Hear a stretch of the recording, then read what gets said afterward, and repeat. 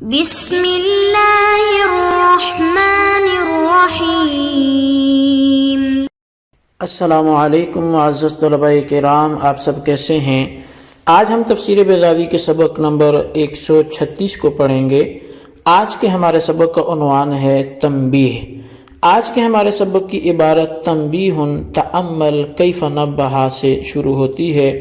آئیے سب سے پہلے عبارت پڑھ کے اس کا ترجمہ کرتے ہیں، اس کے بعد باقاعدہ وضاحت کی طرف بڑھیں گے۔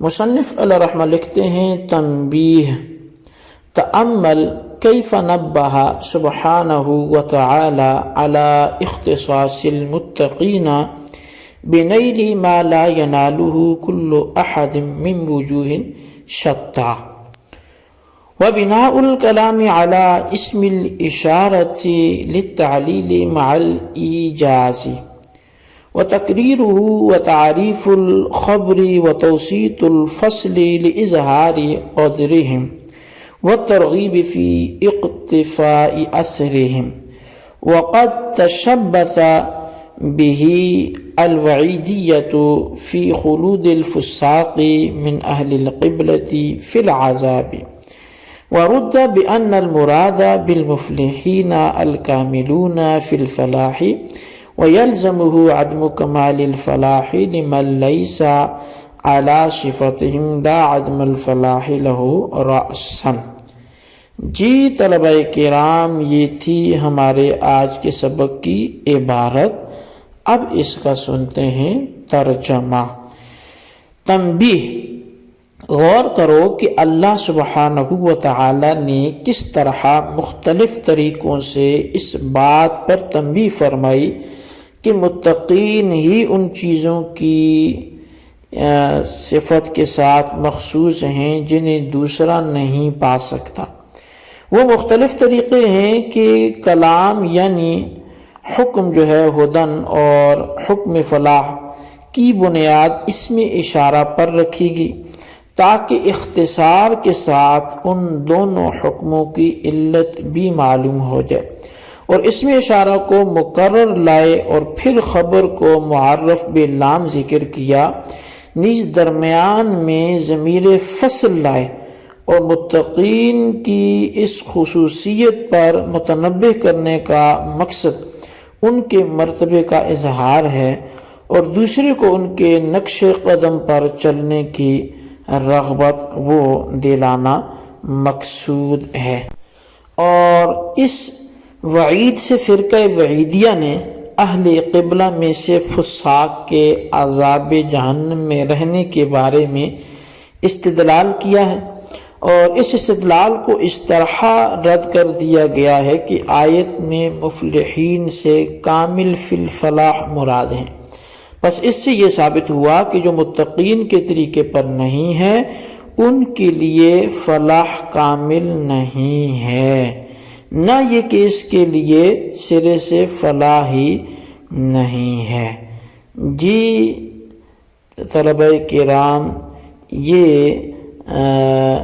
آج کے ہمارے سبق کی عبارت بھی ہو گئی، اس کا ترجمہ بھی ہو گیا۔ اب آئیے اس کی وضاحت کی طرف بڑھتے ہیں۔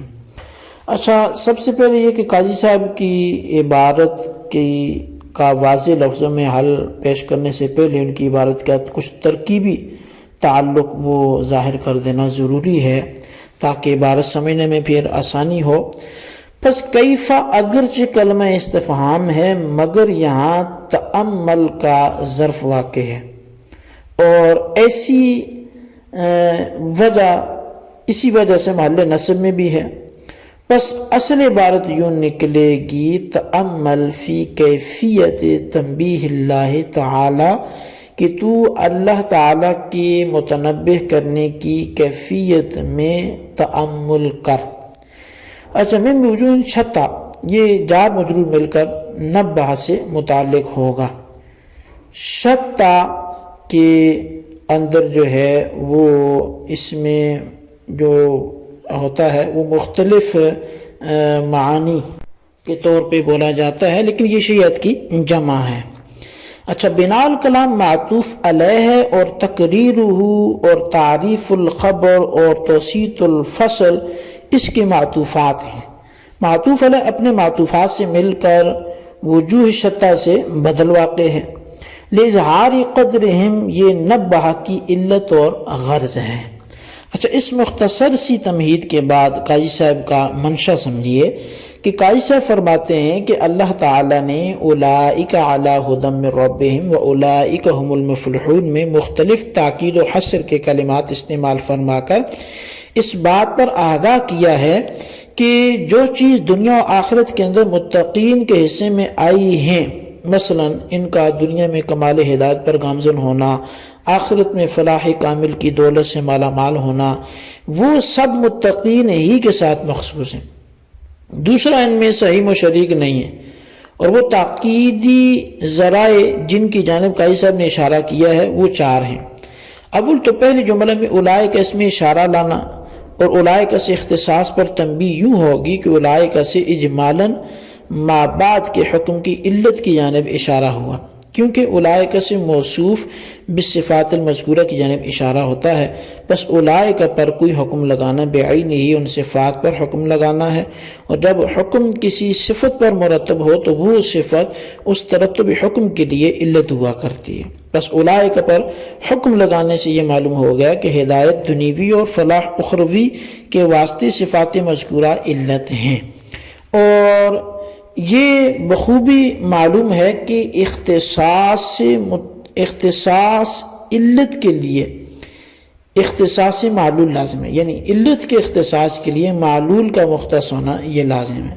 پس جب صفات مذکورہ متقین ہی کے ساتھ مخصوص ہیں تو ان کا معلول یعنی ہدایت دنیوی اور فلاح اخروی بھی انہی کے ساتھ مخصوص ہوگا، دوسرا اس میں ساجی یا شریک نہ ہوگا۔ اچھا، دوسرا ذریعہ اولئک کی تکرار ہے۔ اس تکرار سے تخصیص کیوں کر پیدا ہوئی ہے، یہ بات آیت کی شروع کی بحث میں گزر چکی ہے۔ اچھا، اب تیسرا ذریعہ خبر کو معرف باللام ذکر کرنا ہے، اس لیے کہ جب خبر معرف باللام ہوتی ہے تو وہ مبتدا پر منحصر ہوا کرتی ہے۔ اور چوتھا ذریعہ درمیان میں ہم ضمیر فصل کا ذکر کرنا ہے، کیونکہ ضمیر فصل اس حصر و اختصاص کی تاکید کر دیا کرتی ہے جو تعریف خبر کی وجہ سے پیدا ہوتا ہے۔ قاضی صاحب نے یہ بھی بتایا کہ خدا کا متقین کی خصوصیت سے آگاہ کرانے کا مقصد ان کی منزلت و مرتبت کا اظہار ہے اور دوسرے لوگوں کو ان کے نقش قدم پر چلنے کی رغبت دلانا ہے۔ اور اب چونکہ وقد تشبث بہ الوعیدیت سے یہ 5ویں بحث ہے، اور اس کا خلاصہ یہ ہے کہ آیت میں فلاح کو متقین پر منحصر کیا گیا اور حصر شیء علی الشیء مستلزم ہے نفی ما عدا کو۔ پس معلوم ہوا کہ جو متقین کی صفت پر نہیں ہے، یعنی تارک صلاۃ ہے، مانع ادائے زکوٰۃ ہے، اس کے لیے فلاح نہیں ہے، اور فلاح سے دخول جنت مراد ہے۔ لہٰذا ثابت ہوا کہ غیر متقین یعنی فاسقین کے لیے دخول جنت نہیں ہے، پس وہ سدا عذاب میں رہیں گے۔ یہی وہ استدلال ہے جو فرقہ وعیدیہ یعنی فرقہ معتزلہ و خوارج نے اس موقع پر پیش کیا ہے، یہ ان کے ہاں مسئلہ تھا۔ اب قاضی صاحب نے اس استدلال کو رد فرما دیا، جس کا حاصل یہ ہے کہ فلاح سے فلاح کامل مراد ہے اور فلاح کامل سے جنت کا دخول اول مراد ہے۔ بس آیت سے زیادہ یہ ثابت ہوگا کہ غیر متقین کے لیے فلاح کامل یعنی دخول اولین نہیں ہے۔ اس سے یہ کہاں لازم آتا ہے کہ مطلقاً فلاح یعنی مطلق دخول ہی نہیں ہے۔ قاضی صاحب نے معتزلہ خوارج کو وعیدیہ اس لیے کہا ہے کہ وہ وعیدات میں افراد سے کام لیتے ہیں، یعنی مرتکب کبیرہ کو کافر اور مخلد فی النار کہتے ہیں۔ اب خیر یہ ہم سبوں کو یہیں پر موقوف رکھتے ہیں، جو ہوا بیان ہوا اسے اچھی طرح سمجھیں، اس کے خلاصے کو ضرور اپنے رجسٹر پر لکھیں۔ بالخصوص کچھ سوالات آپ کی نظر بڑھاؤں تو ان کا جواب بھی آپ ضرور دیں۔ سوال نمبر 1 یہ کہ بناء الکلام میں یہ ترکیبی اعتبار سے کیا واقع ہو رہا ہے اور اس کا اگر کسی دوسرے سے تعلق ہے تو وہ کیسے ہے، ان کو بھی ذکر کریں۔ اور سوال نمبر 2 یہ ہے کہ وَرُدَّ بِأَنَّ الْمُرَادَ بِالْمُفْلِحِينَ سے کسی چیز کا رد کیا جا رہا ہے، کس چیز کی مراد کو واضح کیا جا رہا ہے، اس کی بھی آپ ذرا وضاحت کریں۔ اللہ تبارک و تعالیٰ سے دعا ہے جو کچھ ہم نے پڑھا سنا اسے یاد رکھنے کی توفیق نصیب فرمائے۔